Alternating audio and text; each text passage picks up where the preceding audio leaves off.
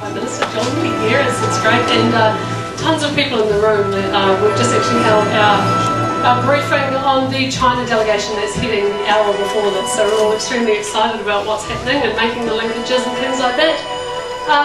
Just going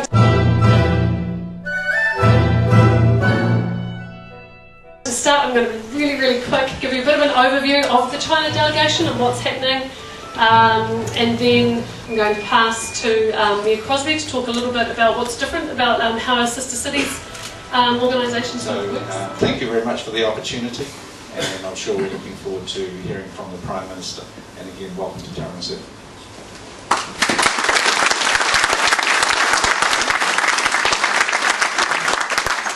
Sure, thanks very much. It's great to be in Tauranga. What a beautiful view actually over there. It looks absolutely superb. When Angela was talking about the car repairs, I was thinking, I know where this is going.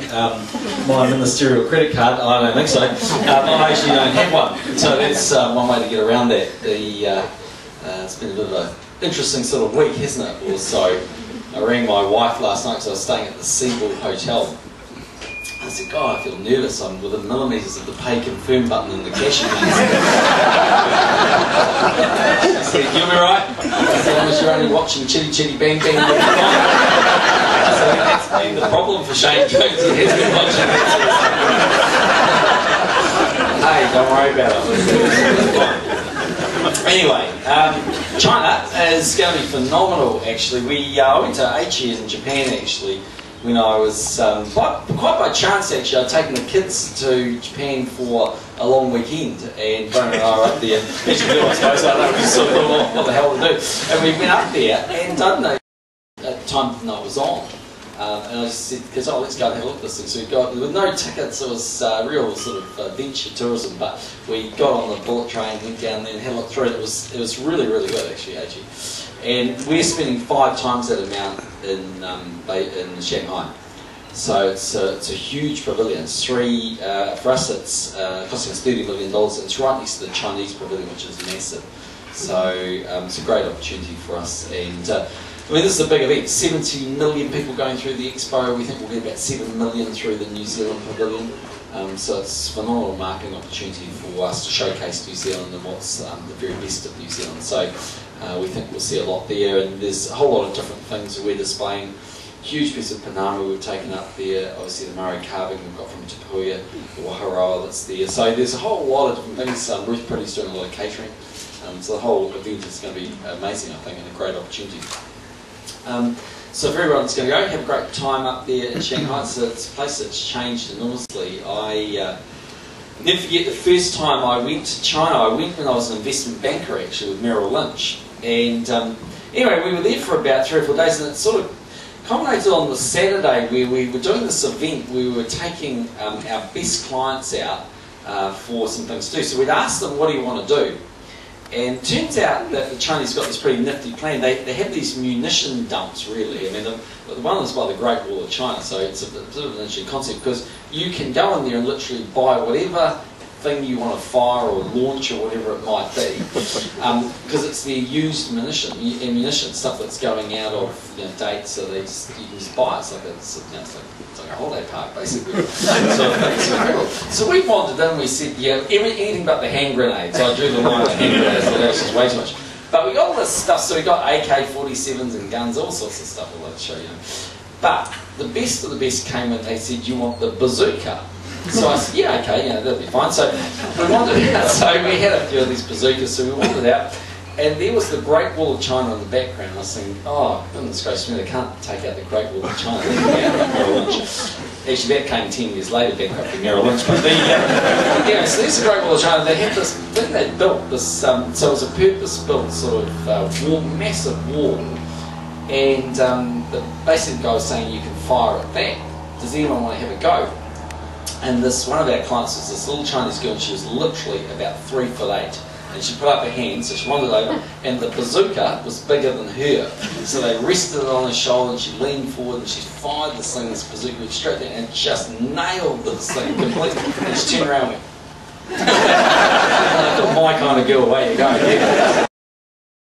It's an incredible country, but I went back recently for the bilateral meetings we have in Beijing and then down in Shanghai, and it's just development like you've never seen. It is absolutely amazing, and yeah, great time up there. Just in terms of the Rugby World Cup, turning to that for a moment, we're really looking forward to hosting that next year. It's going to be the largest sporting event New Zealand's ever hosted, and arguably maybe the largest sporting event New Zealand will ever host. It's the third largest sporting event in the world, behind the FIFA World Cup, Football World Cup and the Olympic Games. We think there'll be at least 85,000 people through New Zealand from overseas, but potentially more. 1 billion people having an opportunity to have a look at New Zealand. And one of the things we're focused on is, look, obviously we'd love to win, and that goes without sort of stating bluntly obvious. This is bad luck for you in a way, David, but you know, we brought back the knighthoods after your time.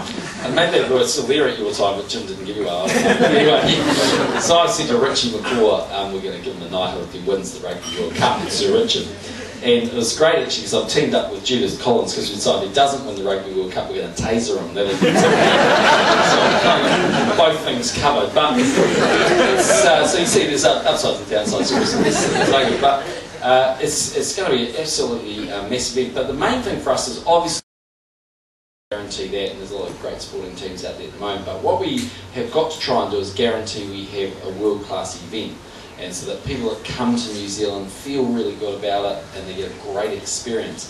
And one of the things that happened in the Vancouver Winter Olympics was they spent a lot of time and energy looking after the media. They looked after them really well, they entertained them, they had great accommodation, they had good places to stay, they fed them well, all of those things. And that's a very smart thing to do, because in the end they're the people who are endlessly talking for hours about how either good or bad their experiences of New Zealand, or in that case Canada. So we have to do the same thing when that takes place here. We've got to make sure we look after them, and that a whole lot of people who hear about New Zealand, if they haven't been, want to come and visit us. There's this huge upside.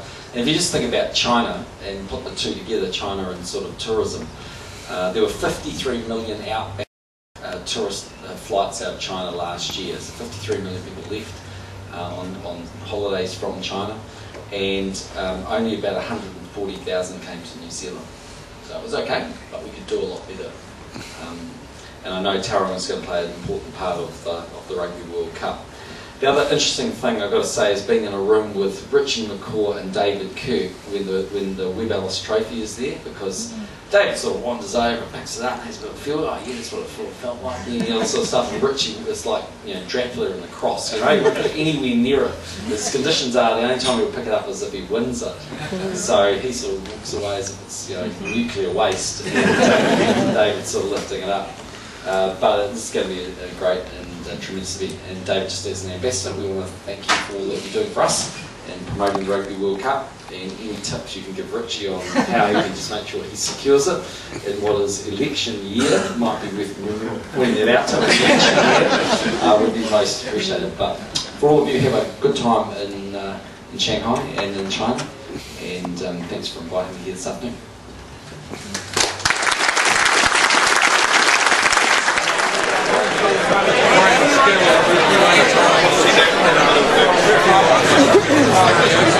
Hang on.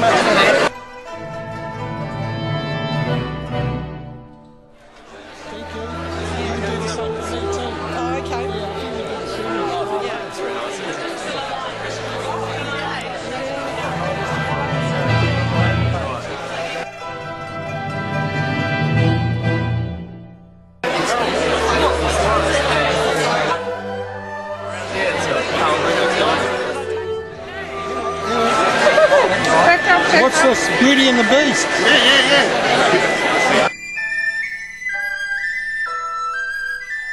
We held our last